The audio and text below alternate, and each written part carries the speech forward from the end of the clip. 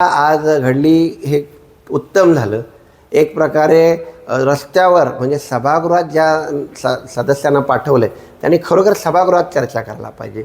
किंवा 2 दिवसापूर्वी आपल्याला पत्रिका भेटते आहे, भले शनिवार असो, रविवार असो, शुक्रवार असो, महापौरांचा फोन चालू आहे, महापौर उपलब्ध आहेत किंवा आयुक्ताच्यापेक्षा महापौरांना येऊन भेटणं आणि त्याचा खुलासा करून घेणं हे त्यांचा अधिकार होता. अशा प्रकारे कुठलाच त्यांनी अधिकार नाही वापरला. पत्रिकेसोबत जेव्हा कच्ची पत्रिका GR सोबत आणली गेली महापौरांच्या मान्यतेला, तेव्हा तो GR 2014चा दिला होता. त्या स्थानिक स्वराज्य संस्था असा स्पष्ट उल्लेख केलेला होता. प्रशासनासाठी काय नियमावली असेल म्हणजे प्रशासनाचा शासनाचा कारभार जेव्हा काही उद्घाटन वगैरे असेल तर काय प्रोटोकॉल असेल आणि स्थानिक स्वराज्य संस्थांचा कार्यक्रम असेल तेव्हा काय प्रोटोकॉल असेल असं इत्तमभूत त्याच्यात माहिती दिलेली होती. आणि जर 2025चा GR आज सन्माननीय नगरसेवक किंवा विरोधी पक्षांनी दाखवला, त्या बाबतीत जर त्याच्यात उल्लेख असता तर आयुक्तांनी तो पाठवला असता किंवा त्याच दिवशी खुलासा करत पुढे केला असता. परंतु आज सभागृहात पुन्हा एकदा विरोधकांनी दिशाभूल करण्याकरिता तो GR आणला. पण जेव्हा तो वाचून दाखवला, त्यामधील खुलासा केला गेला, तर त्यात कुठंच स्थानिक स्वराज्य संस्था असं स्पेसिफिकेशन लिहिलेलं नाही. त्यामुळे महापौरांनी जी पत्रिका काढलेली होती निमंत्रक आरोग्य समितीच्या माध्यमातून, ती योग्य पत्रिका होती. त्या ठिकाणी प्रूव्ह झालं. आणि हे सर्व करत असताना आम्ही हेच सभागृहाच्या माध्यमातून सांगण्याचा प्रयत्न केला. आज तुमच्या माध्यमातून सांगण्याचा प्रयत्न करतो की संपूर्ण महाराष्ट्राला सांगण्याजोगं होतं की 50 बेडचं डायलिसिस सेंटर आमच्या नवमुंबईत आम्ही ओपन करतो आहे. MRI CT स्कॅनच्या सारख्या सुविधा गरिबांना माफक दरावर, नाहीतर आता आदरणीय गणेश नाईक साहेबांनी आदेश दिल्याप्रमाणे मोफत दरावर आम्ही सुरू करतो आहे. हे सगळं चित्र महाराष्ट्राला दाखवायचं होतं त्या दिवशी. परंतु विरोधकांनी काय दाखवलं? आमच्या नेत्याचं नाव कुठं आहे, काळे झेंडे, विकृती, गेटवर चढणं. आणि आज ह्यांनीच विषय काढून आज ते चांगलं केलं.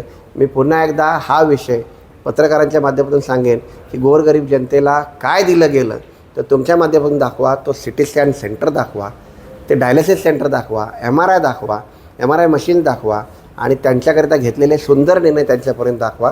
जेणेकरून कोणाच्या हातून उद्घाटन होते त्यापेक्षा कोणासाठी होते हे महत्त्वाचं आहे, हे लक्षात ठेवा. आयुक्त के अधिकार है, आयुक्तांचे अधिकार आहेत. ते काय आहेत? धोरण ठरवण्याचा अधिकार महासभेला आहे आणि ते ठरवलेलं धोरण अंमलबजावणी करणं हे आयुक्तांचे अधिकार आहेत. त्यामुळं शहरासाठी काय हवं, कशा प्रकारे हवं हे सभागृह ठरवतं. आणि त्या अनुषंगाने म्हणजे उदाहरण सांगतो की प्रॉपर टॅक्सचे रेट किती असावेत, प्रॉपर टॅक्स घेतलं जावं, परंतु प्रॉपर टॅक्सचे रेट किती असावेत हे सभागृह ठरवतं. आणि ते वसूल करायचे, ते चार्जेस कलेक्ट करायचं काम कोण करतं? आयुक्तांच्या माध्यमातून टीम करते. पाणी पुरवठ्याचं तसंच आहे, इतर सर्व गोष्टी तसंच. म्हणजे सेवा शर्ती अधिनियम असो किंवा विकासाचे कुठं शाळा असावी, कुठल्या शाळेमध्ये मागणी कोणाची करते, धोरण कोण ठरवतं? धरण घ्यायचं आहे तर महासभाने ठरवलं, पण ते धरण घेतल्यानंतर ते धरणाचं बांधकाम पूर्ण करणे, त्याची बिलं अदा करणे हे सर्व डिपार्टमेंट हेड म्हणून, प्रशासन हेड म्हणून आयुक्त करतात. आयुक्ताची गरज नाही असं कोणी बोलतं? आयुक्ताची गरज आहे. टेक्निकल टीम आणि नॉन टेक्निकल टीम. धोरण ठरवणारी टीम ही टेक्निकल नसतं, ते लोकप्रतिनिधी असतात. सर्वसामान्यांचे जे प्रश्न असतात ते मांडण्याकरिता सभागृहात आलेले असतात लोकप्रतिनिधी, त्यांना बोलतात. दुसरं असतं प्रशासन जे आयुक्तांच्या माध्यमातून जातं. तिसरं असतं ते लोक, नागरिक ज्यांच्यामुळे हे त्यांच्यासाठी हे केलं जातं. आणि चौथं आपण पत्रकार. हे 4 स्तंभच तर संविधानाने दिलेले 4 प्रमुख आहेत, स्तंभ आहेत संविधानाचे.